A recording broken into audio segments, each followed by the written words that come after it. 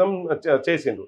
చేసినప్పుడు అప్పుడు జనం మొత్తం పోయి అక్కడ కొంతమంది యూత్ తయారై వాళ్ళ నా దగ్గర కూడా వచ్చారు. యాక్చువల్గా నాతో కూడా దాదాపు 8-10 నెలల నుంచి వాళ్ళు నాతో కూడా మాట్లాడుతున్నారు. ఆ జనం మొత్తం తాండాల లంబాడి పిల్లలు కొంతమంది యూత్ ఏం చేసిందంటే, అరే ఏదో చిన్న పేపర్ యాడ్ ఏదో వచ్చింది ఇంగ్లీష్ పేపర్లో, ఐ థింక్ డకన్ క్రానికల్లో, టైమ్స్ ఆఫ్ ఇండియాలో దేంట్లో వచ్చింది. దాని తర్వాత ఆంధ్రజ్యోతిలో వచ్చిన 2-3 లైన్లు ఏదో వచ్చిందంట. అది చూసిన తర్వాత ఇది ఏంది అని చెప్పిన తర్వాత కనుక్కుంటే వీళ్ళందరూ పోయి కనుక్కుంటే ఫార్మా ఇండస్ట్రీస్ వస్తున్నాయి.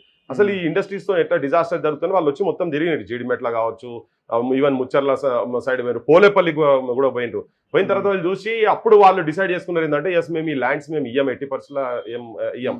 ఈ రోటి దండా కాడ ఈ అంతకు ముందే జరిగినప్పుడు ఇన్సిడెంట్ జరిగింది, వీళ్ళందరూ కూర్చొని కమిటీ వేసుకున్నారు. కమిటీ వేసుకొని జేఏసీస్ గా ఫామ్ అయ్యి 80% మేము ఈ ల్యాండ్ ఇయ్యమని. గవర్నమెంట్ వీళ్ళు ఏం చేస్తున్నారు, 80% మేము తీసుకుంటామని వీళ్ళు ఒక దుర్మార్గమైన ఆలోచనతో వీళ్ళు చేసిండ్రు. సో వీళ్ళు వచ్చిన తర్వాత జనం కూడా అక్కడ ఏమంటారు అంటే, మేము ఓట్లు వేసింది మాకు ఇంత ముందున్న గవర్నమెంట్కు వీళ్ళు మంచిగా చేస్తారు కావచ్చు, మా ప్రాంతంకి ఒక ముఖ్యమంత్రి క్యాండిడేట్ ఉన్నాడు, ముఖ్యమంత్రిగా వస్తున్నాడు కాబట్టి మా బతుకులు బాగుపడితే ఉన్నా కానీ మా బతుకుల మీద ఇట్లా మన్ను పోస్తారని చెప్పి మేము అనుకోలేదని సామాన్యమైన తాండా వాళ్ళగిన వాళ్ళు అక్కడ మాట్లాడుతూ ఉన్నారు. సో ఇక్కడ ఇన్సిడెంట్ ఎట్లా అంటే, వాళ్ళు ప్రొటెస్ట్ చేస్తున్నారు, మాకు వద్దని చెప్తున్నారు. హైదరాబాద్ దానికి వచ్చిండ్రు, చాలా మంది లీడర్స్ దగ్గరికి తిరిగిండ్రు, ఇవన్నీ జరిగినాయి.